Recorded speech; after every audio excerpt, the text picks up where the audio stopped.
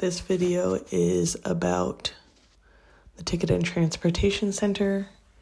It just includes pictures and audio.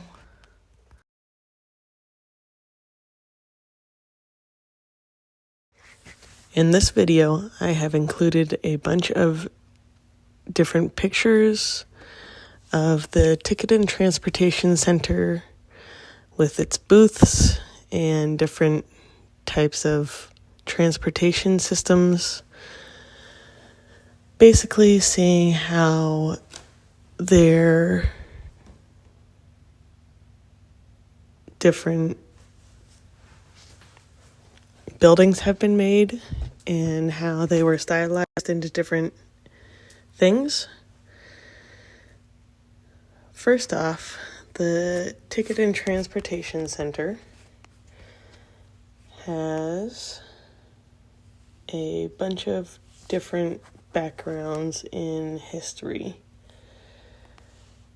It is basically a transportation hub served with monorails, ferries, and buses that transfer you from the Transportation and Ticket Center to Magic Kingdom in Disneyworld, Florida. This TTC, as so it's called, station serves all three lines of the Disneyworld monorail system, going to Epcot and Magic Kingdom, along with a bus and taxis and different driving opportunities such as Uber, Lyft, and other different types of options like the minibuses.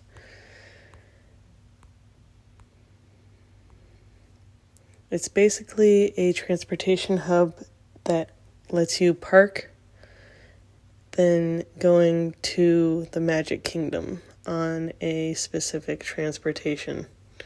Whichever one you decide you want to do, usually they let you go by monorail or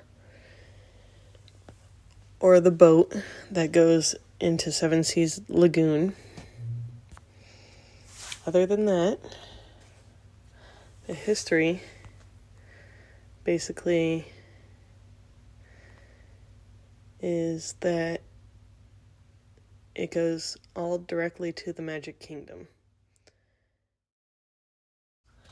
The buildings are constructed of cement and plaster, along with different other things that the monorail and the bus and the boat signs all are made out of different plastics and metals and everything like that, so then they can get their specific looks for them. There is always a constant flow of people at this parking lot. The ticket booths and the loading docks are usually the most busiest, along with the monorail being busy also.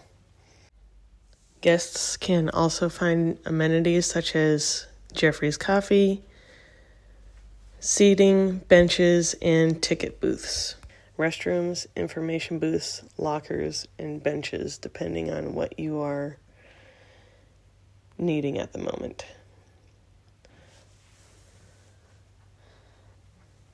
Not many people have taken the time to learn about the history behind TTC. The development of the transportation system turned out to be a significant turning point in history, demonstrating the Imagineers' ability to create an immersive atmosphere. The TTC opened with the Magic Kingdom in 1971. It is serving currently as the central transportation hub and gateway to the whole kingdom. A decade or so before Epcot opened, the TTC served as the Magic Kingdom's only guest parking lot. This hub also provides transportation via boat and monorail to Magic Kingdom You can only get from the TTC to Epcot through the monorail at the moment.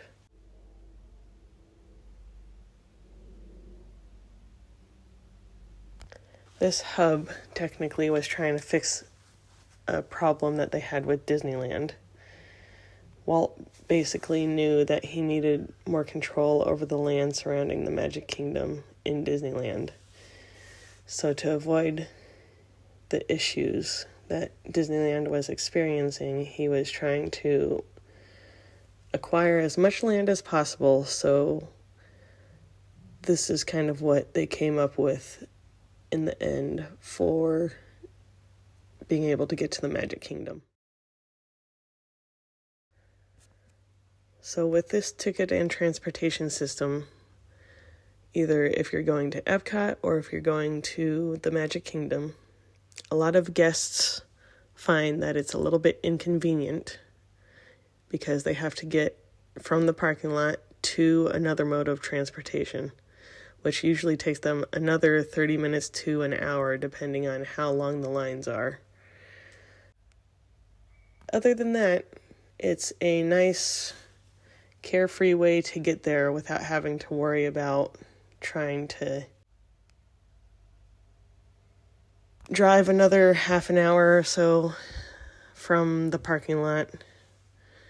Once you get into the TTC, you're able to go into a security checkpoint where these booths are. And also from there, you get through security with your kids or with you and your significant other or just you by yourself, going through these nice little turnstiles.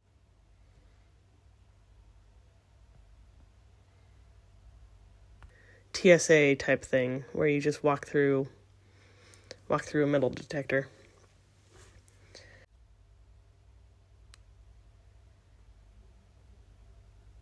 And then once you get on the boat or onto the monorail, then you are able to go ahead and unload from the monorail or boat, then go ahead and show your ticket afterwards. The whole lake that all of these buildings and monorails and boats are surrounded by is called Bay Lake and the Seven Seas Lagoon. This also gives a buffer zone for Disney to be able to have, so then guests do not feel the one-story difference between the utilidors and the actual Disney World land itself, because they have been able to create kind of like a workers' hub underneath Disney World. Basically, when you're at Disney World and on the stage, quote unquote, where all of the buildings are at and all of the rides and everything like that, you're basically on the second level of Disney World property. All of these items have stood the test of time and still exist today. The most significant benefit of the Ticket and Transportation Center was separating the land surrounding the Magic Kingdom from the parking lots. By putting the Magic Kingdom's parking lots almost a mile away from the park's gates, Imagineers would finally have complete control over every aspect of the surrounding land, fixing one of Disneyland's greatest flaws. They loved to be able to control the landscaping, the sight lines, and even what type of transportation guests were being able to use.